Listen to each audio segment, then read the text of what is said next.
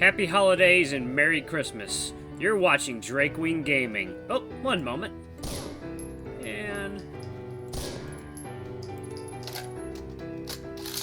enjoy the video. Hey guys and gals, Never here from Drakewing Gaming, sitting on Twitter, the Gaming Drag. Today I'm coming back at you with a Let's Play episode of Shards, Scribbles path. So yeah, let's go ahead and jump right back into it, shall we? Alarm chain, you were up, and let's go. Alrighty. Your eyes slowly open inside the familiar dorm while tears pour down your cheek. Hey, you're awake, and why are you crying? Did you have a nightmare? I think so. What about? I don't remember. But I feel like the world started to crumble for a minute. Did you happen to see it? Nope. Sorry, I was locked out of this one. All I saw was the darkness from my special corner. How did I get here, and what happened? Now that's something I can help with. You fell asleep spontaneously after that massage and the talk you had with the horse. Your heart slowed down and your eyelids became heavy. It was like a factory reset. Don't ask how I know that. Don't ask how I know what that term means. Do you know why that would ever happen? Maybe you were much more exhausted than you thought, although I doubt that it's since I was feeling absolutely fine, too. Doubt there was any poison or magic involved, since again, didn't sense any of it. So my only explanation is that it must have something to do with our growing bond. Even more side effects? You said lust rushes would be the only ones. I didn't know of all the extra stuff either. Did you at least know how to get back to my dorm? Didn't get to see anyone too clearly. It was a small figure with a shaky voice. That's all I remember. It seemed like they wanted to stick around unless... You take a long look around the room through squinted eyes. What are you looking for? Maybe they're here, just invisible, or they are very small. Or maybe they left a note and left, dumbass. Nah, there's no way they... Oh, there is a note indeed. The note is folded neatly underneath a glass of water on the table. You now realize how dehydrated you are and thank the stranger diligently while raising the glass and unfolding the paper. It reads, Hey, you passed out on the street and I took the liberty of bringing you back to your dorm. It wasn't too far away and your key with your room number was in your backpack. I hope that's not a problem. Why would it ever be a problem? Thank you, kind stranger. And make sure to drink water, have a snack and sleep, and maybe visit a doctor. P.S. I swear I didn't see the massive toy at the bottom of your bag, and if you think I did, I certainly didn't touch it, I promise. God fucking damn it! You keep a dildo in your backpack at all times? For emergencies! Slut. Don't judge me, I'm a victim! Who is that even from? Let's see, on the back maybe? Alphonse. Huh. Yep, Alphonse.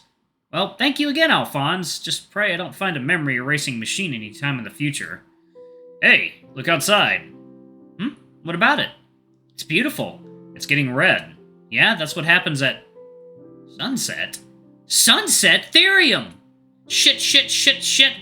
What was it? A book. I need a book. But I didn't think about it enough. Am I gonna be late?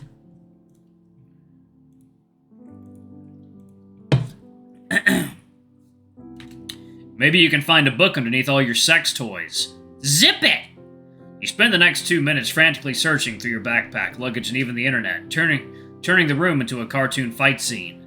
No idea where you even found a stepping ladder to throw around, or whose grandma that is. In the end, you found a couple of worthy choices, which you laid down on the table. I don't even know what the task is. He just wanted to see my favorite book. What does a book have to do with divination anyway? Maybe it's for a book club? Maybe he's simply curious, it doesn't really matter what I choose, or maybe it was a trick question from the start. Let's see. What do I take? Laconia Academy Student Handbook, The Philosophy of Monsters for Monsters by Raymond K., and The Adventures of Firefly, the Warrior Cat. That seems like an important choice, so let's take The Philosophy of Monsters for Monsters. I like that. Is that what you're choosing? Yeah, what do you think? No comment. No bitches. What? Let's go!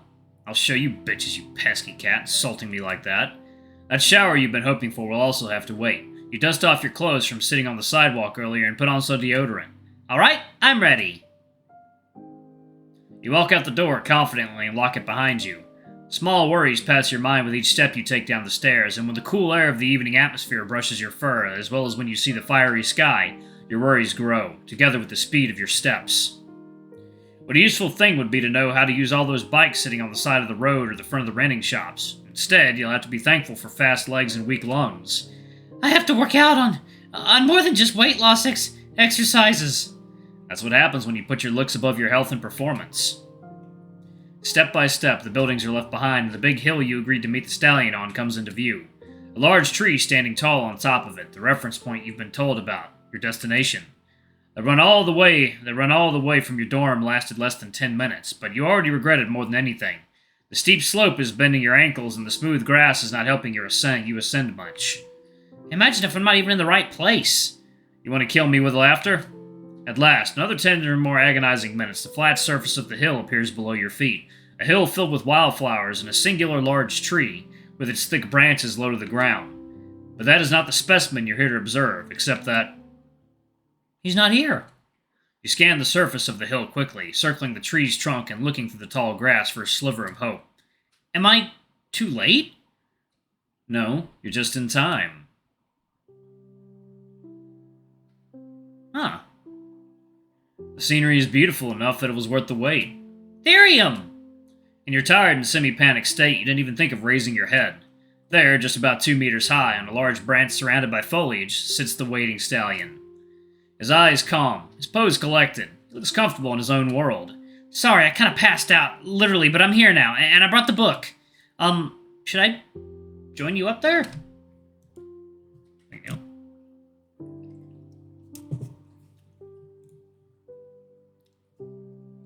Do as you wish, my dear.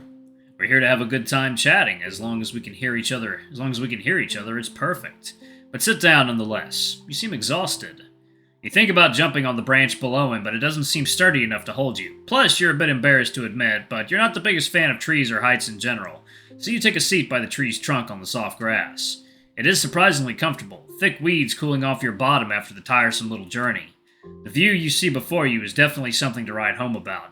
The busy town with the Academy's shadow looming over on one side, the vast blue ocean on another, and the thick, lush forest on another, complemented by the reds, yellows, and oranges of the sky. It's beautiful. That's why I chose this place. We're alone now, aren't we? Completely alone, with nobody to distract us. It would seem that way. You know well enough this stallion is not dumb in the slightest, so you let the silence after his deadpan response linger for a moment. I brought the book.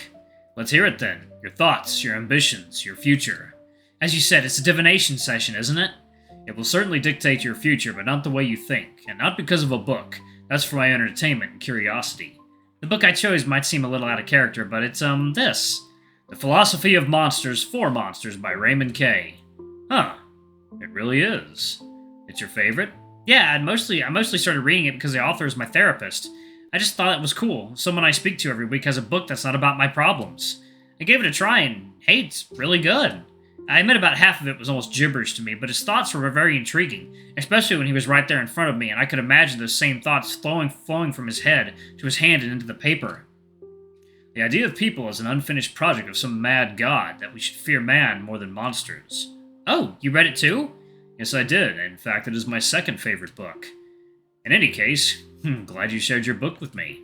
So, what spell did you use? Spell? You know, for divination. Just something called logical analysis. Ah, so no magic? Trust me, some people are easy enough to read without magic. Your response shows me enough. Alright, in that case, what did you choose? I don't remember saying I'll bring my own book. Yet you sure are holding what looks to be a book. Would you look at that? Must be fate. But this isn't really a book. It's more a diary of an incomplete one at that. The author died tragically before finishing it. Is that the original? No, I wouldn't dare touch the original. Did I just see something in my peripherals, or...? But the writing holds true to it nonetheless. The transcriber has a good reputation around here. Why did you choose it? Ironically, I hate the contents inside it more than anything. Almost every line clashes with my own ambitions and desires, and the writing itself is mediocre at best. You love and hate it at the same time? How does that work? Like, no, water time.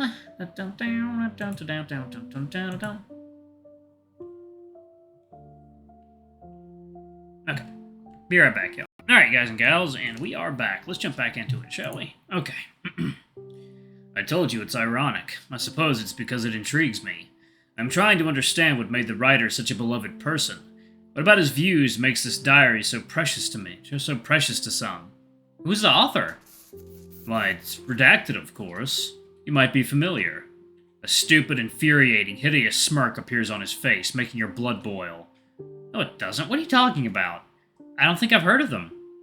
The name itself kind of slipped my mind as he said it. I must still be a little tired. In the end, it is entertaining, and isn't that why we read books? Sure, some information and knowledge is great, but if it provides zero mind stimulants, then what is the point? Was that a satisfactory answer? Definitely. I learned a lot of things about you with that one. Such as... It tells me you are way more open-minded than I thought. If you're willing to read and study something written by a person you openly dislike and don't agree with, it also tells me your empathy levels are through the roof. Is that really your final takeaway? Only positive things? What about comparing it to an unreasonable obsession? Or calling me a masochist for angering myself with this kind of stuff? There are many bad takeaways from my words depending on who I speak with, and there is no way you of all people agree with everything. We are way too different. You're right, I don't understand a lot of your ways. So why? You're giving me too much credit. The simple answer is that I just don't care. I don't really care for our differences because I just like you and the diary. It's fun to work through them. It's true, I don't know a lot about you. I'm sure you must have some kind of dark, edgy secret hidden beneath the skin, but for now, all I know is that I like you, so yeah, take that, I guess. My ultimate reasoning will always be, some things are worth fighting and hurting for, you know? Fine. You win. You weakened me enough. What's your question? Your eyes sparkle and your back straightens. At last your long-awaited opportunity is presenting itself, and you have one chance, one question, one answer. Make it count. Who are you exactly? From above you, a chuckle can be heard, and the rustling of leaves as the stallion readjusts his position, preparing himself. You're not as goofy when the stakes rise high. You might just have hope. You might just have hope in you. Have you heard of Eldor? It is a city in the kingdom of Lordana, correct? It was. Is it not anymore? But I read... It's all fake. Anything the media says about Lordana is either speculation or fabrication. Eldor is its prime example. The place is a ghost town. Few buildings remain standing occupied by gangs, thugs, and thieves. No sane person lives there anymore.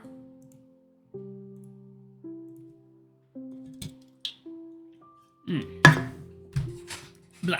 There we go. Okay. Of course, the name still stands on the map because the king wouldn't possibly allow the world to think his perfect paradise has problems. I'm assuming you were born there, in Eldor. That would be my curse, yes. To be unfortunate enough to be born in a place plagued by war. Father died fighting in it, mother slain by it. And even the king claims it never happened. But hundreds of blown-up buildings and thousands of lost souls would say otherwise. All that was left for me was to flee. What better place in the country that these useless people's conflicts never touched? The sheer density of Nightfallen keeps whole armies away. Without trained hunters and specialized equipment, a handful of demons are enough to wipe them out. Of course, there are downsides. You can't leave a barrier without the risk of being raped or on occasion even murdered, unless, of course, you have hunters by your side. However, that is the price you pay for peace. These monsters, considered pests by most, are, in the end, the saving grace and the driving economy of the country. Oh wow, I was actually crying. Nightfallen have shown me kindness. My kind have shown me horrors beyond belief. I am someone that knows the difference between bad and evil. While clutching the book in your hands, a drop of crystal-clear liquid splatters on top of it. Is it starting to rain? Of course not. You knew that already. It was a tear. A tear replaced quickly by laughter. Ha! Ha! You know, it's funny. Only about 4 people know about my past. And now you're the 5th. I can't wrap my head around how we got here. It wasn't in my plans to tell you at all. For years I've been trying to find my purpose, to find ways to achieve my own personal agenda. And I thought the impossible was about to become reality. I thought I'll finally do something other than sulk for the first time in over 2 decades. But it wasn't good enough, apparently. What about you? What's so special about you? He asks with a hint of venom in his voice. Not much. Not compared to you, at least.